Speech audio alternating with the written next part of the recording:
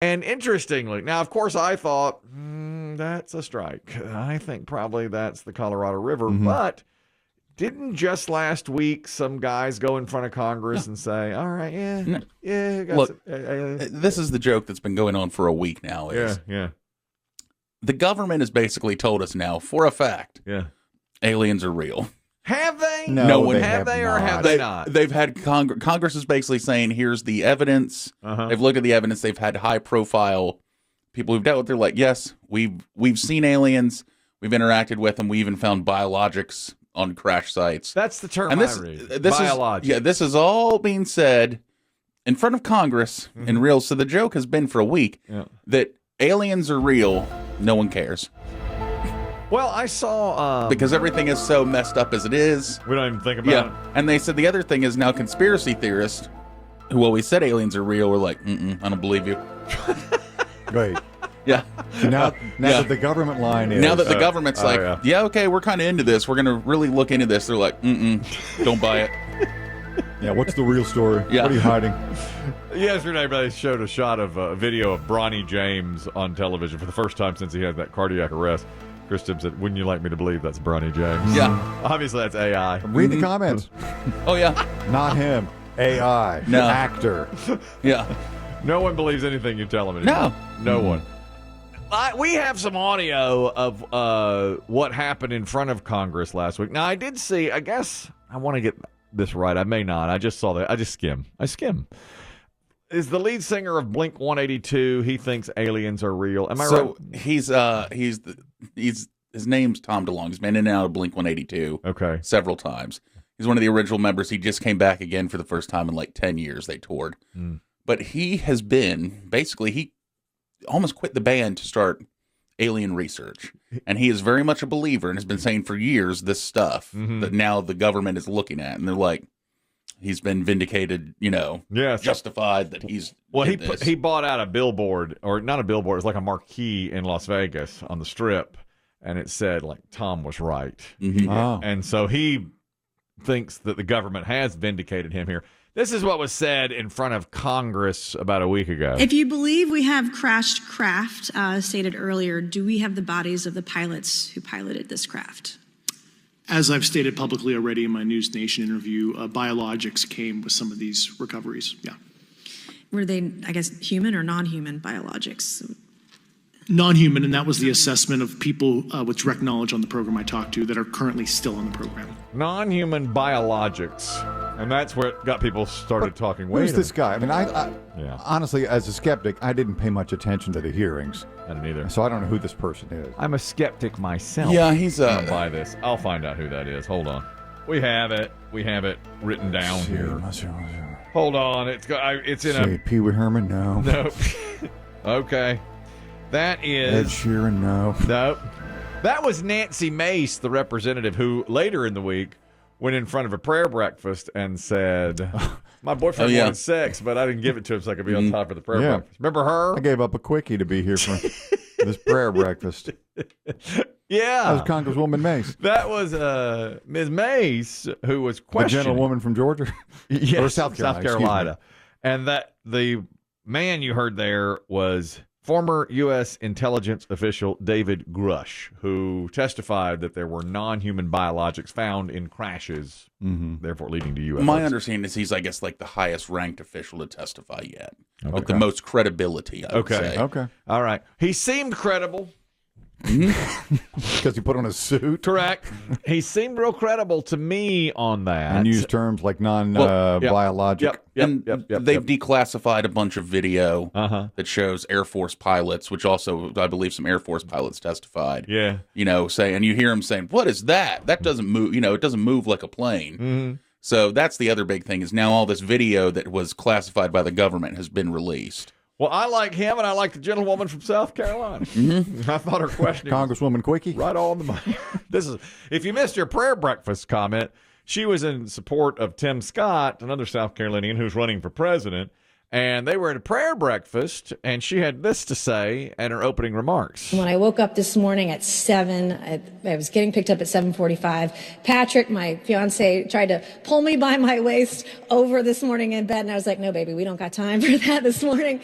I got to get to the prayer breakfast, and I got to be on time, and a little TMI, but he can wait. I'll see him later tonight. But I was here early today for you, Tim, and I think everybody was here early for you today. And I think that's a true testament to your leadership, to your faith, and your ability to bring people together and unify our country. Great pivot there to his faith. Yeah. And his unification. Sex talk at the prayer breakfast. Every single person here could have gotten laid this morning, but they didn't because of you. That's what we respect so much about you, Tim. Yeah. Your ability to bring people together and to turn This your guy back. in the front, he knows what I'm talking about. You got it right. I'll tell you what, Dave Aiken was like, amen. Yeah. Does she have a pack? How can I give her money? Everybody else was like, this is awkward. Dave's like, how do I follow her? And Dave knew her. We were like, that's Nancy. Oh yeah, I'm familiar. He's in one person who was familiar with her. I'll tell you this. This is totally changing gears now. I want to know if you all go through this. I come down a major thoroughfare here, Battleground Avenue, to get to work every day. I ride that route around 3:45 a.m. For the last 4 days, I have had 3 or 4 people walking down the middle of the road in one lane or the other. I'm going to run over somebody. I am going to run because I barely see them at the last minute. Luckily, I've been in the opposite lane. They'll be like in a lane coming toward me. I'll be on the inside lane. They'll be on the outside lane. But I'm just like, you guys got to get out of the road. It's the middle of the night. Nobody's on the road pretty much, but a few of us are, and you got to get out of the road. I see more just brazen driving and walking now. There's a bridge that I have to drive under every day to get here. And I've noticed the past few weeks that it's been like somebody's been crossing there real slowly as you come under it. Maybe it's the warmth. Maybe. I do think the warmth plays a role in people being out more. Yeah. And maybe. I mean, the city streets are one thing, but Kelly's right. That's a 45-mile-an-hour thoroughfare. Oh, yeah. I think people are way more dangerous. It was very dangerous. Yeah. I'm going about 43 to 45. Wink. That's right. We know how you drive. I'm driving. But depends on the vehicle, I suppose. The one I'm in right now doesn't get much over 43 to 40. And I was driving it, and I thought, probably like last Thursday, I saw these guys at the last second. Now, I wasn't that close to them because I was in a different lane, but I thought if I was over the other lane, I wouldn't have seen them. I could have hit them. Do you use your brights when there's no one else on the road? I just thought to myself, I'm going to from now on. Because, no, not generally, but I'm going to have to from now on. Can I ask? It's a fairly well-lit road, sorry. Yeah, it is, yeah. Are they jogging? No. Are they working out? Or are they just... No. They're just going from place to place? Yeah.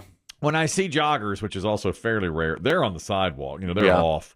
But these guys generally wear reflective clothing. They do. Yes. Yeah, they do. And sometimes I'll see somebody on a bicycle with a blinking red light and reflective clothing. But these guys are just sloppily walking down the road. And I thought, well, that's me when I was 16, but I don't think I was out in the middle of the road like that. Listen, No. I was in the Burger King parking lot at age 16, 2 in the morning. That's when they used to stay open late. And I was pretty brazen about it. You were on a rough path. Yeah. What saved you? Radio? Yeah, radio saved me. Back in the old radio, that's the radio and barbecue, the only thing that saved me. After barbecue, we'd go out, we'd play putt-putt till 11:30. And then go drive over to the car lots and sit in cars. Sit in the empties. Sit in the empty cars. And then sometimes we go over at Burger King and just walk around. Yeah. And remember the one time I walked through the drive-thru at Burger King? That's right. Yeah. They'll never forget about You're that. not supposed to do that. No, you're not. And they said, I dare you. They said, we can't serve you like this. Rosebud, you're talking about walking in traffic, which I have seen an uptick of just the last week. Go ahead. Good morning, P1 Salisbury. Thank you, sir. Yes, sir. I think there's a lot of other contributing factors to why this is dangerous. Many motorists are not paying attention to what they're doing when they're driving. Surely not you, though. But a lot of the pedestrians are not walking against traffic as they're supposed to, especially early in the morning or late at night. They're wearing dark clothing. They have a hood up. They have headphones in. So not only do we not, as the motorists, see them, but the pedestrian doesn't know that the motorist is there. Right. Now, these guys are coming toward me. They're walking into traffic, but everything else you described is exactly right. Dark clothing, hoodies, headphones. One guy didn't have a shirt on. But they're just kind of hanging out. Yeah. Real loosey-goosey about it. Yeah. And it was just like, my goodness. That I'm afraid I'm going to hit somebody, and I'm going to wind up being the bad guy, Well, oftentimes, if someone's in the roadway, you hate to even say this. If someone's in the roadway, oftentimes they'll say, the motorist wasn't at fault. But that's going to weigh on your mind. Exactly. Forever. That'll really jar you. I've made the decision today. I'm going to do the bright lights, and I'm going to go slower, and I'm going to pay more attention. I mean, what else can I do? They're just Stop reading your emails? Well, I don't do that anymore. I remember that one time I got in trouble for that. I was reading my email. Oh, because you did it for a while, but yeah, I do remember the time. One time I got in serious trouble for that. I was reading email and I almost were weaving. Yeah, I was weaving, and they pulled me over for that. They pulled me over for weaving. They're like, "What are you doing?" I said, "Hey, I'm on the way." Trying to explain it away and all that stuff. But it's rough. There's a woman in similar story here, I guess. She's in Houston, and she walks the streets all the time and goes to storm drains. She says this is her mission in life. They finally interviewed her. Spring Branch, Texas, right outside Houston. Callie Clemens is her name. She listens for dogs and cats in storm drains and goes down and gets them and rescues them. And she's rescued. Do they need rescuing? She says they do, yeah.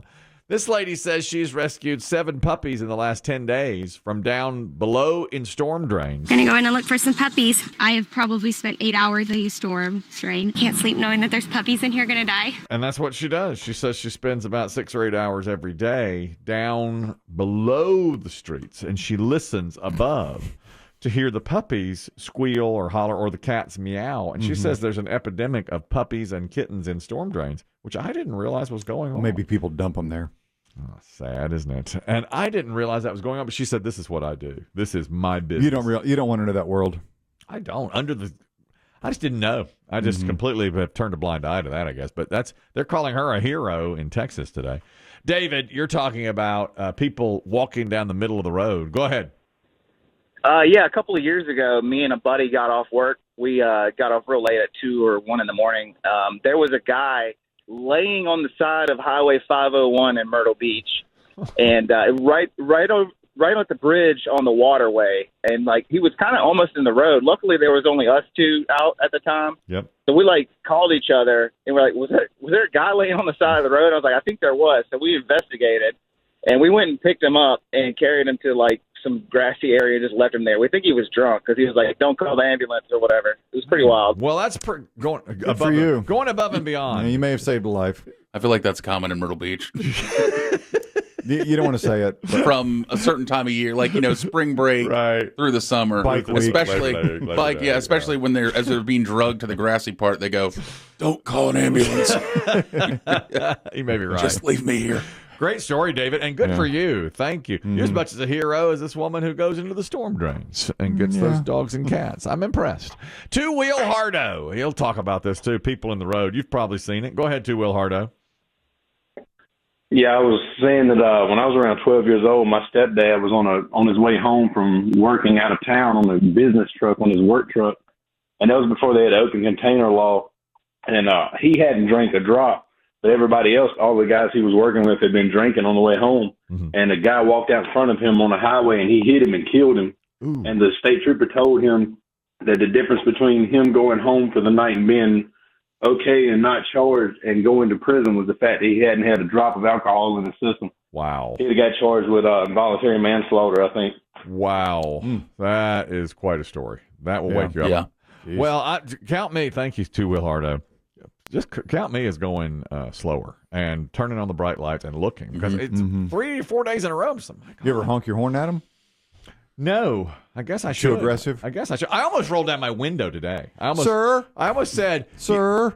You guys need some reflective clothing or you're going to get hit. I did. I was very, very close to. Could you fling out some reflective tape at 35, 40 miles an hour? I'd kind of already passed him, but put this on your pants. I'm going to stop and put it in reverse and roll down my passenger window and say, you all need some reflective clothing or you're going to get hit. I'm on this stretch of road. You're in the road. You're in the roadway. Exactly. What if it's the aliens?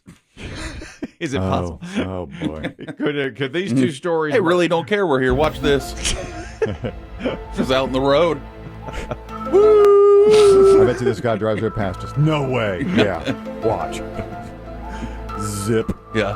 I love your angle on this, that now the government has admitted they're aliens. Oh, yeah. People are like, we don't care anymore. We don't. Other theories are that this is like the bad side of town, that the aliens, if they break down here, they normally zip past us because they're warned about Earth.